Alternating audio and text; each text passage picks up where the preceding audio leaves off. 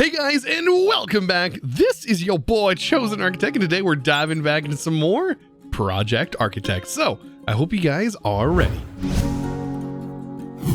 So today, jumping into some Project Architect, I want to work on refined storage, and I want to be able to get this nice and organized. So the setup that we have currently, very temporary in its current state.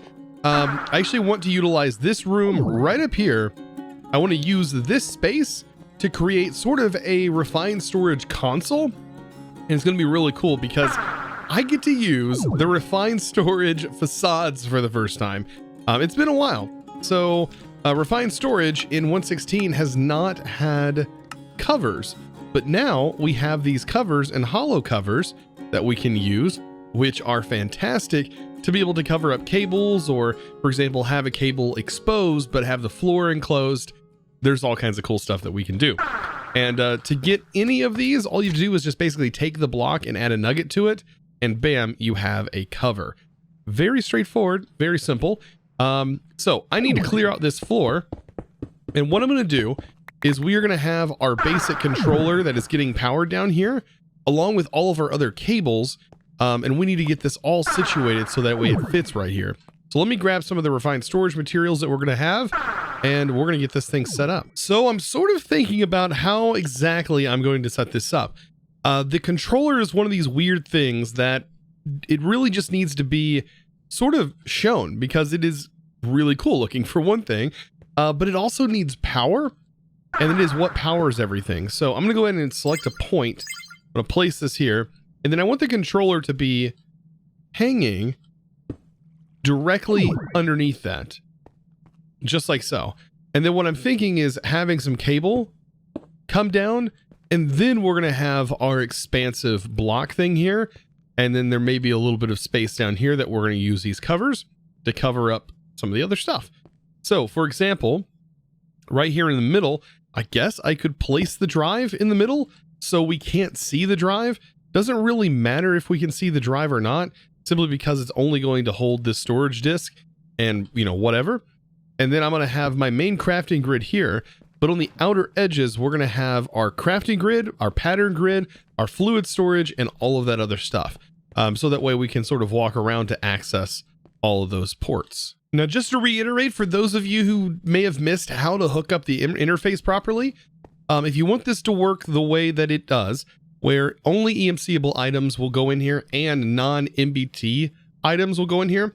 For example, if I have an enchanted pickaxe, if I was to put this in there, I would want this to be checked first, which means we need this to have a priority of 1. And so it's going to say, okay, I need it to try and put it in here first, but this does not accept MBT items. So for example, a pickaxe with an enchantment, it won't be able to go in here even though it has EMC. So it'll go into the next spot, which will be this, which will automatically be a lower priority, which is priority 0. So this will try and put items in first, and so on and so forth. And same with pulling. But if you wanted to change that, you could always change how this actually works. You have extract on and off, and you have insert and extract, insert only, extract only, if you really wanted to change those. All right, so I have this now set up, and I have this placed here. I still don't know if this is something that I want exposed. It's not something that connects directly to refined storage. You actually have to hook an interface to it. So you have to kind of place it somewhere, but I'm going to leave it here for right now. And this will end up getting covered up. And then we also need to hook up our inner chest. That's where some of the stuff in this room is going to take place. We're going to have some spaces that things like this inner chest, for example, which will probably be back here, will be used for. So some new things that I can do. I can now just directly run an importer straight onto the bottom of this. Let's get nice and small so I can do that. We can place this importer right here on the bottom, and I don't have to worry about anything else. I can just straight up facade this and connect right into the network. So I'm using these gray concrete, right? Gray concrete. Grab some of that. Gray concrete. And then an iron nugget is all we need. And I can place this here and I can grab out some covers. Kind of interested to see how these work. So it just connects just like that. And now I'm wondering if I want to enclose the bottom, since there's like a chest here. If I place one of these here, I get this hollow cable cover. Does this allow me to cover the bottom? Does not look like I can. Also, when breaking this, oh yeah, it breaks the whole cable. Interesting. So that's how this would work, and then you would have a cable come through. But there's no real way of doing it for this. So we still end up with that like block, which is unfortunate. I almost think it's like better to have this go down then. So that way when we do put this block here, it's not as noticeable. Guess it would still be noticeable. So I'm trying to figure out what would make this kind of look and fit a little bit better. And these framed pillar corners actually fit right in. Like, I don't know if I need the bottom section, but they definitely go. And as you can see, I have used the covers here. I think that this might, I don't think there's a good way to put like the cover on this, but I was able to get the cover directly on this cable, which does allow it to work. It is working. I just had to shift click. Now, I do need to get some other stuff set up. Now, underneath here, we go into the refine. What is this called? This is a... already forgotten what this block is called. This is a framed corner. Machine casing. So, I need a casing to go ahead and finish these up. There we go. Awesome. So that is done. And like I said, I need to pop underneath here because we got some cables to expand. And I mean lots of cables to expand. So I need to get cables from here, which is our local room. And I need to route some cables down into this room. So some extensive cable management, cable routing is about to take place. Now, I wouldn't, like for this distance, I don't mind routing cables. But if it was more than this, I would end up using the wireless stuff, which we're definitely going to get set up eventually, but not today. So for me, the best way I have found to set cables that are like this, I know you guys are yelling at me to eat. The best way to set cables like this is to open up your map mod and to sort of set a waypoint where you're currently at.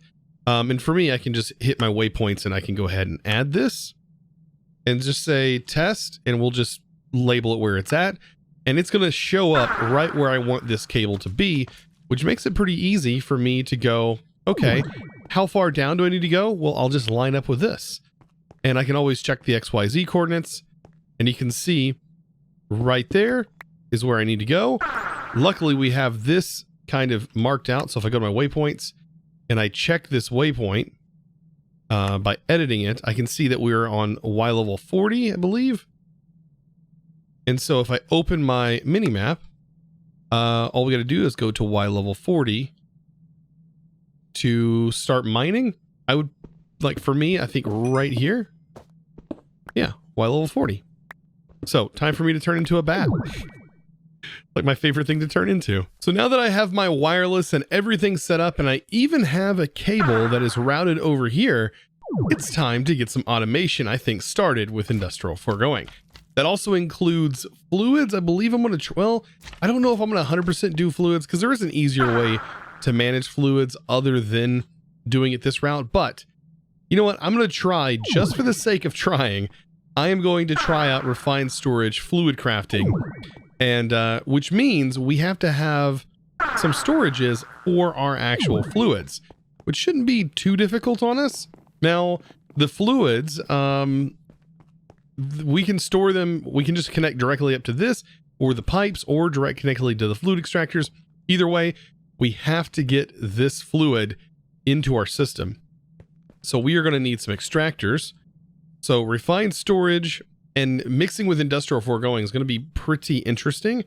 And that's one thing that we definitely need to set up autocrafts for. So now inside here, I have the fluid drive that I went ahead and thrown in there. Weird thing is it doesn't show me now how many items I have stored up in here unless I remove this disk. Same goes for the fluid. So I would probably recommend a separate disk drive, specifically one for fluid, maybe, and one for that. But for right now, I'm going to keep them together. It's not a huge deal. At refine, we're going to need an importer to put put fluids into our system. So an importer, if I connect to this tank, see, I'm gonna have to route around. I think I'm going to end up moving these energy pipes for sure. But for right now, I'm just going to keep them right here. So route our energy pipes down, and then we're going to take our cable, and we just need to get underneath this tank. Okay. So underneath this tank, we'll hook this up, and now we should be able to set this to fluids and actually import the fluids. I don't know if we have to specify the fluid. We'll find out once we get this hooked in. This is probably going to be, relatively quick. Okay, as you can see, it's already starting to pull, which is great. These do have a backup. That's why we don't see it completely draining. But there we go. Now, does this show the fluids in here? So it does show how much we have as far as that goes. Not showing us the items, though. But it is showing us the fluids. At least it's showing us that. And then even if we flip it, let's see. It's showing 8.2 mil. Oh, so one is showing items, and the other one's showing fluids. That is so weird. 64K. What do we have that's 8.2 mil? Maybe that's a total accumulated EMC items. I have no idea. But as you can see, it is filling up, but we have quite a bit of fluid storage here. We don't really have to worry about it. We have 4 mil, and that should be stored up. And we can see that within our fluid grid, which is now built up. There's our latex. Perfect. And if we wanted, we could just pull a bucket right out, right? And we can also dump the bucket back in, which is really, really handy. So let's head back over here. And we've got to get the rest of our machines set up in here for automation for industrial foregoing. So the dissolution chamber is the main thing that I need to get automated. Now we're probably going to need multiple dissolution chambers. This is just our first one that we're going to be automating and setting up, because we have several different processes I want to get done. I want to make these, which require latex, which are our upgrades, our speed upgrades for all of these machines. And then, maybe we can add some of these to the list of things that we would want. Now keep in mind, every single one includes latex. So when we actually build the recipe, it's going to be pretty easy to just hit the button. It's automatically going to pull in the latex. I'll show you here in a second when we build a pattern for this. It is kind of cool. So let's see. All we're going to need is this, and then refined storage needs a way to put the item in. And then luckily, I believe we can pull the item out without using an importer. So we need a crafter. Very simple. Now, there are multiple tiers of crafters. I'm going to show you that here in a second because I do want the higher tiers. They are much quicker at putting fluids and everything in. So, dissolution chamber. Let's go ahead and get this placed. Where would I want this? I mean, for right now, we can have maybe one here, and one here for the 3 different crafting recipes. And then starting off, we need to get power to this. And then we also need to get the Autocrafting to it. So with the Autocrafting, get back into the refined storage. We'll set up that crafting. I hope this will work and I can just use a crafter to put the item in, or put the stuff in, like the fluid, for example. Please let me place. Come on. You know what? Place up. There we go. So you need it facing in this direction into the machine you want it going into.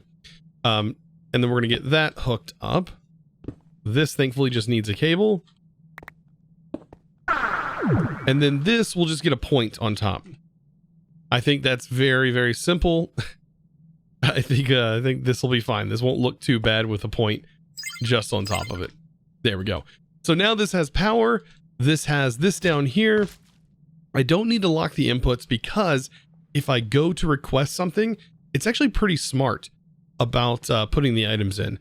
Now, this probably isn't the crafter I'm going to end up using for this since it doesn't have enough slots, but it is going to be a good example. Later on, we're going to upgrade. So let's see, building our first recipe for this machine. Let's go over here and grab some patterns. And I already have my pattern grid ready to go. And let's take a look at this. I mean, this is going to end up being a processing recipe that also has fluids. I'm assuming we need to click both. And we need to go to industrial foregoing.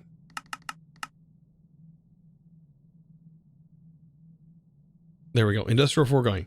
So one of the first things I want to make is, let's say, the tier 2 efficiency upgrade. So everything we have here has refined storage, so we should be fine. Notice that it is going to include that in the process. I wasn't expecting it to throw that there. This is 1, 2, 3, 4, 5, 6, 7, 8 items, and it's also including the latex as that. That's interesting. What if this recipe had 9 items? It used to be another way around. I wonder if I cancel this. It doesn't have the box anymore. What is this? Oh, that's the arrow for that. There used to be a separate button that would have a fluid and let you change the display. The fluids. Interesting. Well, I wonder if this actually works. So let's not have fluids checked and see if this recipe includes the fluids. It does. That's interesting. More like confusing, because it wasn't very long ago I just literally made this. So we have all the inputs. I mean, we can test it out. Let's go test this crafting recipe out. All we gotta do is put it in here. Let's see if it works. We need to make sure this is set so that way the inputs are fine. This will automatically input, but we need to make sure the output sends to the bottom. And we need to make sure it pushes the output to the crafter, which I'm pretty sure it will do. Hopefully. Hopefully. All right, let's go ahead and get this craft requested. And wow, it actually works. As you can see, it put the fluid in. It put everything here. It's ready to go. The only issue is the sending back the item. It will not automatically put it back into the crafter, unfortunately. Now, unfortunately, there's not a super clean way of doing this. Because, I mean, we're going to have this floor here, so at least we can kind of cover it and then have this come out here like that out of the floor. But that's still not super clean. I really wish this would allow you to put the item back in and this worked as an importer. I don't think that's a thing with refined storage. Like it is with Applied Energistics. Like it works the same, or does it? Because there is an interface, but an interface doesn't work like it doesn't do what I wanted. It doesn't work like a crafter. Oh, which is unfortunate. Yeah, the interface is kind of cool though in what it can do. Let me see. Let me go ahead and make this just to make sure. The interface is just like a block. Like if you interface imports. So yeah, you can basically set how many items you want to, like, for example, come out of this thing, and then like it'll put items in, but it doesn't do the deal with the crafting. So it basically works like a two-way, an importer and an exporter in the same block. So yeah, this is still like the way to go, is doing it this way. So all we have to do is set on the back. Let's go ahead and clear this out. And then we'll have to go back, which says north, and we'll have that push. Okay, let's try this again. Except this time, industrial foregoing. If I can, sometimes I get those ruts. All right. So this time I'll actually put the upgrade in here, because this is just one of the upgrades. And let's go and craft this again. So there we go. It's crafting, and it's crafting one of the upgrades. Like I said, we're going to have all three of the upgrades in here. And it spit it out and ended up in here. Perfect. Now all I got to do is make some more upgrades. So with that one done, we're good. Now all we got to do is say, hey, let's make this. Luckily, all those items are able to be exported. And this one, ready to go. So we just throw these in here. And I'm going to show you how the multi-crafting will work. So if you request more than one item, you don't have to worry about things getting kind of mixed up, because it is pretty smart about it. we'll go ahead and craft this and craft this, and it'll actually wait its turn. So even with the fluid, it won't even put the fluid in until the next item crafting recipe is ready to come back up. And there you go. So now we have all of our speed upgrades. Throw that in there. That's going to make it go even faster. And last but not least, processing, which makes it go even quicker. And well, that's just our first one. So when it comes to upgrading the crafters, I think we should be good moving to like just an iron level crafter. That's going to be more than enough, I think, to support this. So let's pop down. Can I place you? There's a wrench, by the way, within this mod. That'd probably help me if I just made the wrench. So there we go. I'll just place this down, and then, yeah, we'll use the wrench. That's so much easier. As you can see, just the iron one connected to the dissolution chamber. Oh, there's so many more slots. That's plenty just on the iron tier. Wow. I thought this only added an extra line. That's crazy. So you may be asking, why do I need 3 of these? Well, there's 3 different types of fluids that we will actually encounter with this mod. And so we are going to need 3 of these machines. One is going to have the latex.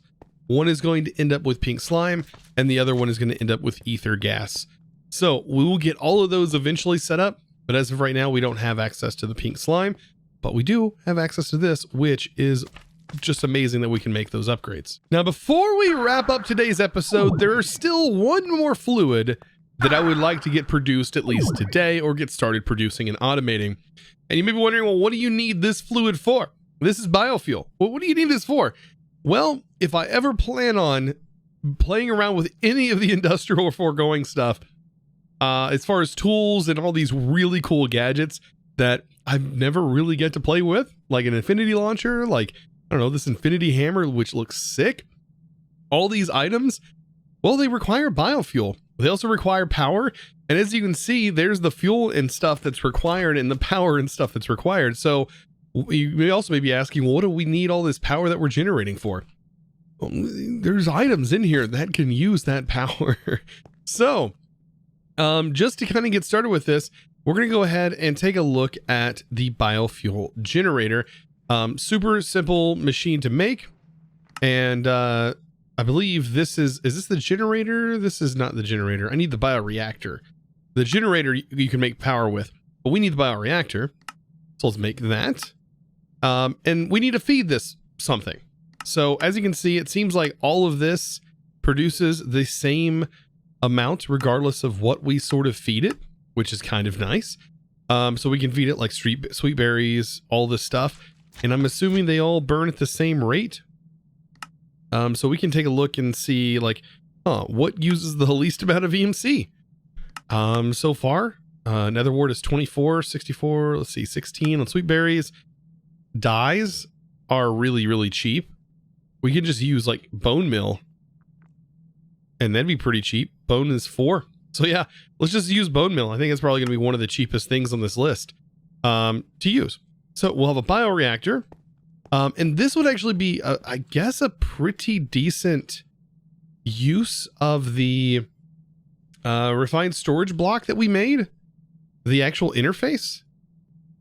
So bone meal, for example, or let's not do bone meal, but white dye. This would actually, yeah, I think this would be a pretty decent use case for this. So let's just set this right here, for example. Man, it seems like everywhere I want to place cable, something's in the way. So yeah, if I go right here, I'll run some cabling directly underneath this. Just like so. It's going to connect right into all of our other systems. There we go. And let's see, we might be able to just make this a single like block space. So this does need power. So that's definitely known. But let's place the interface down. So it's powered. And we need to say, all right, we want to export white dye and keep that exported. And hopefully this will allow us to pull. So if I have this put in the corner, we'll say on the bottom. Oh, does this need water as well? We'll find out. So our input is going to be in the bottom, which we'll set to pool. That should pull the dye. Efficiency. I think this also needs water. Let's get a point to give it power, because this also does have an efficient. I forgot about the efficiency meter. So like this can produce, but it depends on the efficiency. Don't quite remember what. Oh, this is probably automatically importing the fluid. Let's actually check, because we can check our refined storage over here. It is not. I'm going to have to take a look at this. Found out the problem. So the ender tank, this right here that I need, go ahead and add that. I don't know why that, oh, I guess it doesn't, it has an EMC value, but because it has a fluid in it, it won't store it. Anyways, I figured out what I need to do. I need to give this water. So let's add the power to the side, cover this up, put the tank on top, flip this. That should fill with water. And now we're producing biofuel. Now, here's the thing. We get to find out if all of our trouble of making this interface and setting it up is actually worth our while. So interface is going to export, and we can have it, I mean, we can fill it with tons. Let's see. We can set it, I guess, to 64. Yeah, 64. So let's just set it to 64 and it'll hold that item in it. Is this actually pulling the fluid out? It is not. So that is kind of unfortunate. Actually, we might be able to push this into it. Let's see. Push. And it is not consuming the fluid. So what I'm going to have to do is over here, I'll just route a fluid importer. I think that's the problem, is the fact that you do have to change the mode on the importer to accept fluids. That is definitely the issue here. So let's hook that in, make sure this is set to fluids. And now we see the fluid being drained, which is perfect. And we want to make sure that that is the only thing being drained here. Make sure that's set to push. And then we'll go check our system and make sure we're not getting water. The water wouldn't be super bad to have in here. But there we go. We got biofuel that's going to be passively being generated, which is awesome. And of course, the only way to make this better is to speed this bad boy up. Oh yeah, with some upgrades. Just like that, we're producing quite a bit.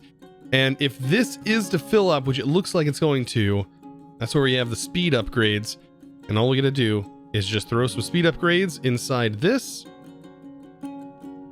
And we should be ready to go. Same for if we don't have enough on the other side.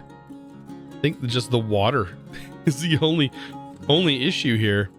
And it looks like we have just enough. Well, guys, what did you think about today's episode? Did you enjoy it? Did you learn something? I don't know. Did you have fun? I don't know. Let me know down in the comments below if you guys are enjoying these episodes. And let me know if there's anything I could be doing different. But guys, I do want to give a huge shout out though to the sponsor of today's video. And that is going to be a huge thanks to Groovy-Toes. Thanks so much for your amazing support. And of course, guys, if you are interested in becoming a Discord premium member, just like old Groovy-Toes there, be sure to check out the Discord. It is discord.gg/ChosenArchitect. I know I say this in every video, but be sure to check out the Discord. It is absolutely an amazing place to hang out.